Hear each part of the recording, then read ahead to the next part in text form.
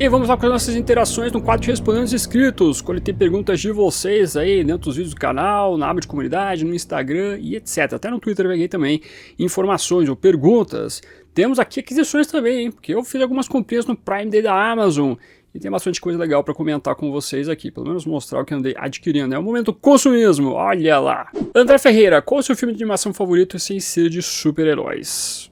Poxa, essa é difícil, hein? Toda vez que eu pensava um pouquinho sobre essa pergunta aí, eu acabava indo em animações seriadas. Por exemplo, uma das animações que eu mais gosto da vida é Cowboy Bebop. Se falar anime, eu vou sem pestanejar responder Cowboy Bebop é o melhor anime de todos os tempos. Mas não estamos falando de uma animação seriada, e sim um longa-metragem. Aí eu poderia falar talvez Akira, mas eu prefiro um pouco mais o mangá, que ele é um pouco mais completo na questão da história, mas ainda assim é uma belíssima animação, um projeto que acabou ditando vários rumos no que envolve a indústria de animação, sem falar que nós temos vários outros trabalhos muito importantes aí. Se você fala dos super-heróis, então tem muita coisa legal que você poderia elencar como o melhor, sem sombra de dúvida.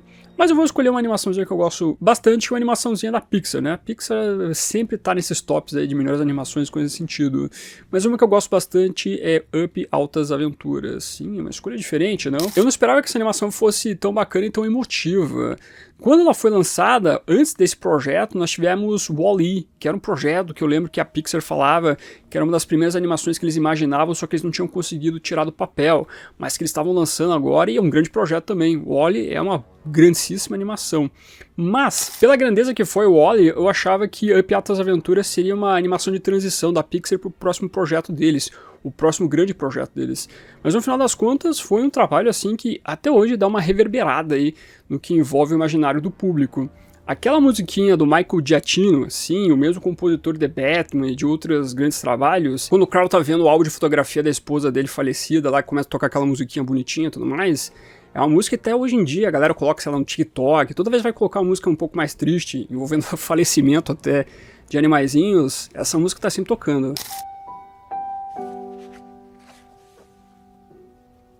Inclusive é uma trilha sonora que ganhou o Oscar. O Michael Giacchino é oscarizado, mas não só a música, tudo que envolve o desenvolvimento do Carl, o do Russell, do Doug, cachorro também. É realmente uma animação muito boa mesmo. E eu lembro de uma curiosidade dessa animação, é que os executivos não compravam a ideia que você colocaria um protagonista que fosse um senhor de uma idade avançada. Ninguém iria se compadecer, ninguém iria se conectar com uma animação onde você tem uma pessoa mais idosa sendo o grande personagem a se acompanhar essa jornada. No final das contas, dá para se conectar muito com tudo que acontece com o Carl. Então realmente é um negócio muito bem feito pela Pixar. É uma empresa que faz muitas boas animações. Então vou colocar essa, mas eu sempre tenho um problema para escolher os melhores, porque daqui a pouco aparece outro que eu gosto mais. Entretanto, essa sempre vem na minha cabeça quando eu falo de grandes animações, tirando super-heróis, obviamente. Se colocar super-heróis aí, Batman estará lá, né? Vini Gatos, Batman Caped Crusader será PG-13? Então, bem verdade, a animação ela parece que está um pouquinho acima do PG-13. Por exemplo, a classificação que está sendo colocada no Prime Video, pelo menos lá fora, é A14, que é mais ou menos para maiores de 14 anos, que é quase um PG-13 da vida. No Brasil está sendo classificado como A12, para maiores de 12 anos. O Ed Brubaker no passado tinha destacado que a animação não seria PG-13, ela seria um pouco mais madura, que traria alguns elementos de violência para o trabalho. Mas para tentar ali não deixar o negócio tão para o público adulto, eu acredito que eles vão dar uma suavizada nas coisas. Os produtores da animação James Tucker e o Bruce Timm falaram que eles queriam fazer uma animação que fosse abrangente, tanto para o público infantil, para o público que gosta da Marvel, mas também para o público adulto, conversar com várias faixas etárias. Então a animação ela pode ter classificação PG-13, A14 ou A12 na verdade, TV 14 lá fora, mas ainda assim ela possivelmente vai conversar com vários públicos e ter elementos de violência. Pelos clipes que acabaram rolando, por exemplo aquele do cara de barro, a gente vê que a animação trata um pouco ali de elementos de violência, o cara sendo eletrocutado, o Batman fazendo boliche com alguns mafiosos. O negócio não vai ser bonitinho assim, tranquilinho, mas ao mesmo tempo a gente não vai ver o Batman decepando cabeças, tirando sangue de todo mundo e coisa nesse sentido. Não vamos ver sangue rolando na animação, isso daria problema. Então a animação vai ter uma violência, mas ela vai ser um pouco mais suavizada. O PG-13 é muito usado para cinema, na verdade, né? Daí você tem outras classificações para TV e no Brasil também é diferente. Por isso a gente tem essa classificação A12. Silvio Vital, as versões das histórias na coleção Além do Batman são menores? Peguei as edições como Monge Louco, Renascido, Aurora Dourada e percebi que simplesmente tem páginas faltando e histórias incompletas. Rapaz, pois então, não estou sabendo disso. Eu tenho aqui a coleção Além do Batman e acabei dando uma olhadinha então aqui na edição de Monge Louco, para ver se realmente faltava alguma página. Então eu peguei a edição americana, né, dei uma olhadinha na versão digital, comprei página por página. E não tá faltando página na história, não vi a história estar incompleta. Talvez falte páginas a mais que você tinha encadernados, às vezes tem extras, às vezes tem capas variantes, coisa nesse sentido. Mas a história mesmo, o bruto da história, ela não tá incompleta. Eu pelo menos só fiz isso com o Monge Louco, com as outras confesso que eu não folhei página por página para ver se está completo ou não. Mas o que eu tinha olhado nas edições anteriores, elas não estavam completas também, do que eu tinha lido no passado, mas já faz um tempinho que eu li elas. Então eu vou dizer para vocês que Monge Louco, tenho certeza que não está incompleto. Realmente está completo. A história, obviamente, se comprar com outros encadernados da DC, ou seja lá de outra editora que lançou, aí tem que ver qual tipo de material que está falando, né, que está faltando. Porque esse é um ponto importante. Pode ser isso. Pode ser que foi feita comparação com outro encadenado, um encadenado importado, por isso tem essa diferença de páginas. Às vezes, na questão da grossura do encadernado, você também vai levar em consideração o tipo de papel, que às vezes um papel mais fino, mais grosso, pode também dar a impressão que tem menos ou mais páginas. Então, um ponto importante. Mas em relação à história, vou reafirmar aqui pela terceira vez, realmente, comparando, não senti que houve pulo de páginas, não foi publicado uma página especificamente. Comparando aqui com a versão digital, a história tá ok. Jean Gomes, Snyder foi, depois do Morrison, a pior coisa do Batman pra mim. O Zdarsky, não vou olhar como se escreve o nome dele, é péssimo, mas é só um sintoma desses dois. Vou discordar em relação a essa afirmação, porque na verdade eu acho que a fase de Grant Morrison foi uma das fases mais importantes recentes envolvendo o Homem-Morcego. Eu não vou dizer que é a fase mais importante, porque eu acredito que tem outros roteiristas e desenhistas que trabalharam de uma maneira melhor com Batman, que eu também prefiro, mas eu acho que a influência de Morrison com o Batman, ela é gigantesca. É uma das fases mais referenciadas hoje em dia. Vai servir como, quem sabe aí, né, o grande escopo para a construção de um Batman e uma adaptação em filme. Morrison acaba fazendo uma coisa que é muito importante, que é desfazer o Batman que ele tinha introduzido lá na Liga da Justiça nos anos 90, que era o Batman arrogante. O famoso Batman da soberba, que não sorria, que era chato pra caramba, né? E isso ele acaba desfazendo na sua fase. Ele tenta estabelecer o Homem-Morcego um pouco mais feliz e mais tranquilo, que é importante pra você construir o Batman também. O Batman só da arrogância às vezes acaba enchendo o saco. E na verdade ele jogou toda essa arrogância, essa soberba pro Damian. E a introdução do Damian é muito importante. É um dos personagens mais relevantes do universo do morcego. Realmente você trazer o filho do Batman trouxe toda uma carga diferente para a própria construção do Batman como pai. Então isso é um ponto que eu achei muito interessante dentro desse desenvolvimento de Grant Morrison.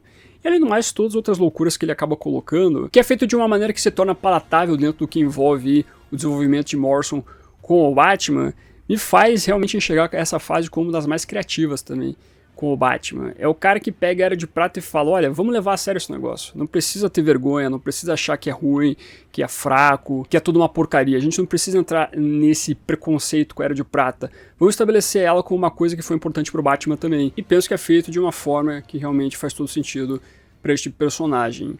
Então, o trabalho de Morrison com o Batman, para mim, é um dos melhores recentes. Não digo o contrário. Em relação à fase de Scott Snyder, eu tenho vários problemas com eles, vocês sabem bem, inclusive nos trabalhos mais recentes, com Batman que ri, etc.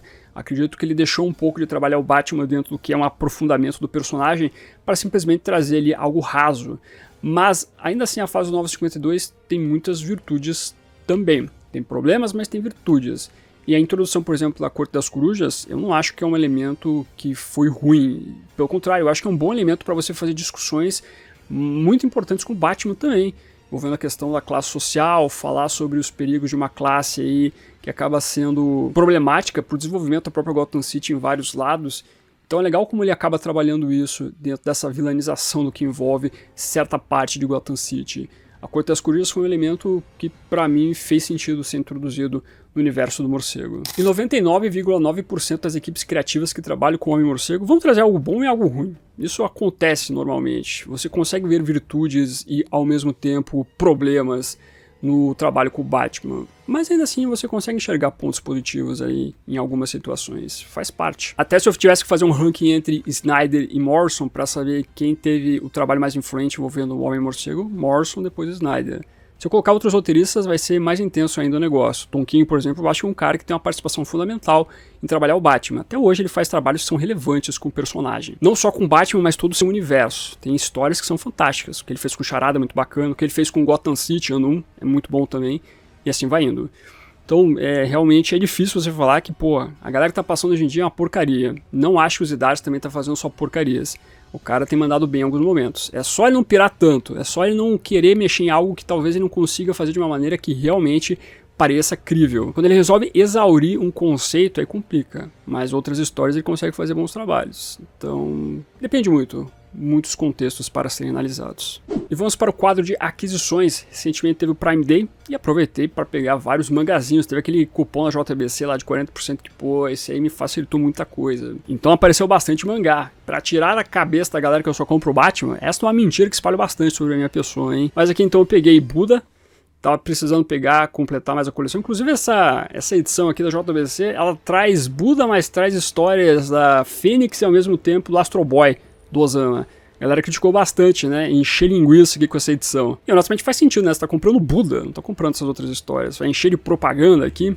Não sei, isso realmente ficou meio estranho. Mas tudo bem. O trabalho que eu peguei aqui do Osamu Tezuka foi Fênix, então, né? Tá ali no encadenadozinho do Buda, mas eu peguei aqui também a primeira edição. Esse aqui eu tava curioso pra saber como é que é, né? Não li, vou ler. Já tirei do plástico, pelo menos, tá? Mas eu vou me atualizar das leituras envolvendo o deus do mangá, Osamu Tezuka. E peguei também aqui para completar a coleçãozinha dessa nova edição de New Genesis Evangelion. O Evangelion. Você fala como? Evangelion ou Evangelion? Eu falo Evangelion. Esse mangá de ficção científica fantástico, cheio de conceitos bizarros. Essas novas animações que saíram no longa-metragem, meu Deus do céu, né? É difícil você entender. Tem que dar uma boa pirada para você se concentrar na piração. Mas eu gosto, hein? O conceito aqui envolvendo os anjos, os Evas, o Shinji depressivo pra caceta e tudo mais. Eu curto esse trabalhinho, hein? Então fica a dica também, se você gosta de uma ficção científica aí pesadinha, no sentido assim de você pirar junto, vale a pena. Eu estava precisando me atualizar aqui na coleção de Blade. Eu tinha a primeira versão da Conrad, na verdade incompleta. Eu tinha comprado muito tempo atrás e eu tinha gostado bastante desse mangá aqui. Como eu não peguei a primeira versão que a JBC lançou, então eu vou partir para essa nova que está saindo aí. E você teve um desconto também agressivo lá nessa última Prime Day, nesse último Prime Day. Então eu peguei a primeira edição aqui, vou reler também esse trabalho. Como eu sou um aficionado por mangás de samurai, tinha que ir atrás também desse aqui. E é um grande trabalho, meus amigos. É um grande trabalho para ir atrás, hein? Fica aqui a recomendação. Já li para poder recomendar. Então por isso que eu tô colocando aqui como um grande trabalho. Mas obviamente não poderia faltar o nosso querido Homem-Morcego e seu universo, porque chegou aqui Asa Noturna ano 1, completando então a trinca ano 1, Robin, Batgirl e Asa Noturna. Diferente de Robin e Batgirl, que nós tivemos minisséries específicas para contar então ali o ano 1 desses personagens, aqui nós temos as edições da revista Asa Noturna que contavam o ano 1, que é uma continuação então desses outros trabalhos citados. Inclusive nós temos outro desenhista fazendo esse trabalho aqui, que é o Scott McDaniel. Não sou muito fã do Scott. Ele é um cara gente boa, mas eu não sou muito fã dele. Talvez esse detalhe pode ser algo que desagrade você que estava acompanhando as outras duas minisséries, os outros dois últimos encadenados que saíram dessa série. Então você tem que ver isso. Mas a história é legal. Esse desenvolvimento do Asa Noturna aqui, mostrando esse ano 1, a briga dele com o Batman, ele encontrando a sua nova identidade, depois voltando a ter um relacionamento com o Homem-Morcego, positivo. A relação dele com o Jason Todd até, muito legal. Não é uma história inédita, a última vez que saiu, além dessa da Panini, foi na coleção Lenda do Batman, se eu não estou enganado. Mas é uma leitura que eu recomendo mesmo. Outro encadenado que saiu aqui do universo do morcego foi a nova revista Batman e Robin, do Joshua Williamson e do Simone de Mio. Esse aqui daqui a pouco vai ter resenha no quadro de pilha de leitura. Mas já tinha feito resenha aqui no canal mesmo das 3 primeiras edições. E achei um título promissor. A relação Batman e Robin, pai e filho, Bruce e Dana, está sendo executada de uma maneira legal pelo Joshua. O desenho do Simone de Mio que não me conquista tanto, sabe? É uma narrativa que eu acho meio estranha às vezes. É um desenho belo, um desenho elegante, mas que a narrativa não funciona tanto, na minha modesta singela opinião. Mas que você tem revelações interessantes, você tem construção de um novo vilão aparecendo, a famosa Xuxa nos Estados Unidos, que no Brasil ficou conhecida como Sussurro. Essa era uma dúvida que a gente tinha de como seria a tradução. E foi uma boa tradução, né? Ela é uma versão feminina do silêncio. Nos Estados Unidos se chama Hush, por isso que o nome dela é Xuxa.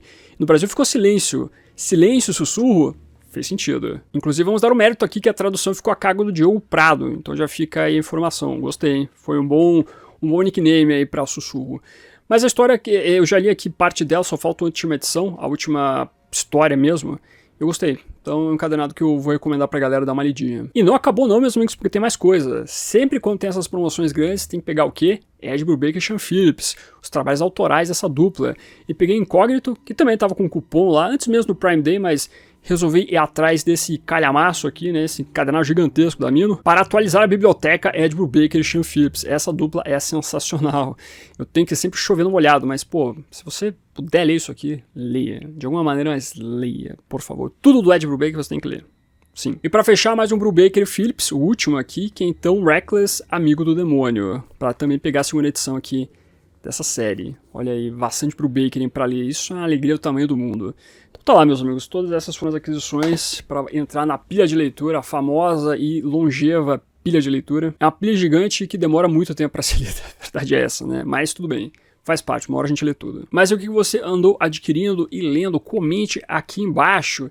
E ó, tudo isso que eu peguei aqui foi na promoção, então você tem que fazer parte também dos grupos de descontos do canal, no Telegram, no WhatsApp, para ter as informações de descontinho lá. Vira e mexe, passo umas dicas lá também, então faça parte. Na descrição desse vídeo tem os links para você fazer parte destes grupos, você escolhe qual você prefere ficar. E caso você vá fazer suas compras na Amazon, loja da Panini, Mundo Infinitos, Magazine Luiza ou qualquer outra loja de internet de qualquer tipo de produto, use nos links que estão aparecendo na sua tela, que dessa maneira você me ajuda a manter esse projeto de Batman ativo.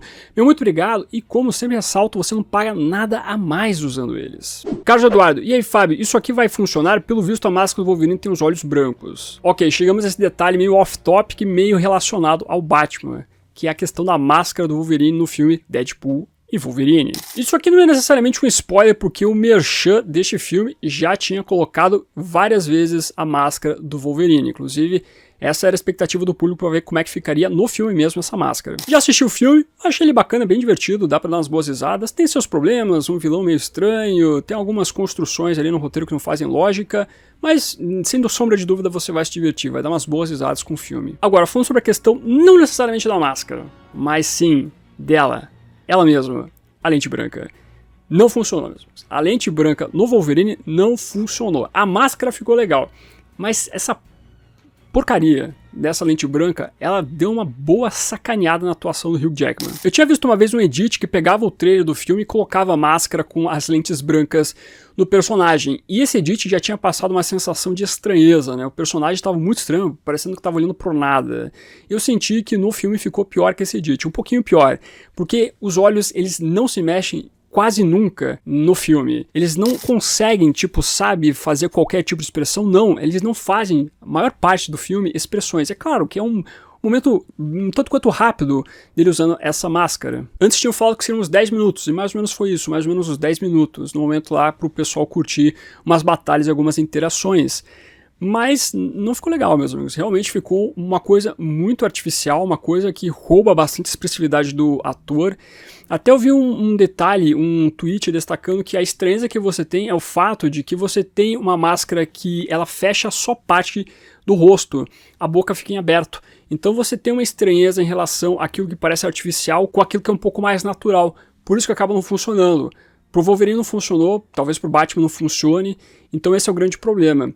Eu acho que o detalhe é, se você tivesse a máscara sem as lentes brancas, teria trazido maior expressividade, inclusive no sentido da raiva do Wolverine, no sentido dele ser agressivo em alguns momentos lá. Isso acabou faltando pra mim em determinado momento por causa dessa porcaria dessa lente branca. Então, meus amigos e minhas amigas, esse tipo de lente branca não dá, sério mesmo. Se for uma coisa rápida, uma coisa que eu já falei aqui em outros vídeos, até vai, um modo detetive em um momento pro Homem-Morcego. Isso já acontecia em outros filmes. Lá no Batman vs Superman ele usa a armadura com uma espécie de lente branca. A galera fala, não é lente branca, é quase a mesma coisa, para com isso. No filme do Christian Bale já foi usado isso, até na série da Batwoman já foi usado. Então, de vez em quando até vai, pra você fazer um momento de luta rápido ali. Mas pra você usar em momentos específicos de interação dos personagens, de você colocar o Batman conversando com outras figuras, até momento onde o personagem tem que interrogar alguém, não dá. Realmente não dá. Então olha, se esse filme do Deadpool e Wolverine era pra convencer que a gente poderia usar o Batman com lentes brancas em outros filmes, não convenceu, pelo contrário, só fez a gente ter a sensação de que não precisa de lente branca. Não precisa, só coloca a máscara que tá bom. Isso é o Batman, não lente branca. E eu sei que vai ter gente que vai falar que não, tem que colocar lente branca. Até quando eu coloquei isso no Twitter, teve algumas pessoas destacando que tem que ser fiel sim. Que atuação o quê? A gente não quer ator atuando. Pô, o que é isso? Filme de hominho tem que ter fidelidade, simples assim, não tem que ter atuação. Bom, eu vou discordar disso, tá? Eu acho que a atuação é um ponto muito principal do ator dentro de um filme. É algo básico. Então, desculpa, mas eu vou por esse caminho. Ainda tenho que ser convencido se realmente isso pode dar certo, então fico no aguardo. Mas essas são as minhas opiniões, traga a sua também. Todo dia tem vídeo aqui no canal, é importante, 7 horas da manhã, 7 horas da noite, por isso eu vou sugerir 2 vídeos pra você. Vamos dar uma olhadinha nos detalhes envolvendo o Absolute DC, Absolute Batman, Mulher Maravilha. O Batman vai vir gigantesco, meus amigos. Dá uma olhadinha nos detalhes envolvendo então essa nova linha da DC. Ao mesmo tempo, teve meu vídeo de pilha de leitura, onde falei sobre Asa Noturna e Titãs. Muitas coisas interessantes, alguns probleminhas ali a colar nessas edições lançadas pela Panini no Brasil, em relação à história, tá? Então dá uma conferida lá. Agradecendo os membros do canal, essa galera batuta que me ajuda sempre com este projeto, que seja membro você também, dá uma olhadinha no botão, seja membro. Não esqueça de curtir o vídeo, importante, se inscreva no canal se você é novo ou nova. E é isso, vou ficando por aqui.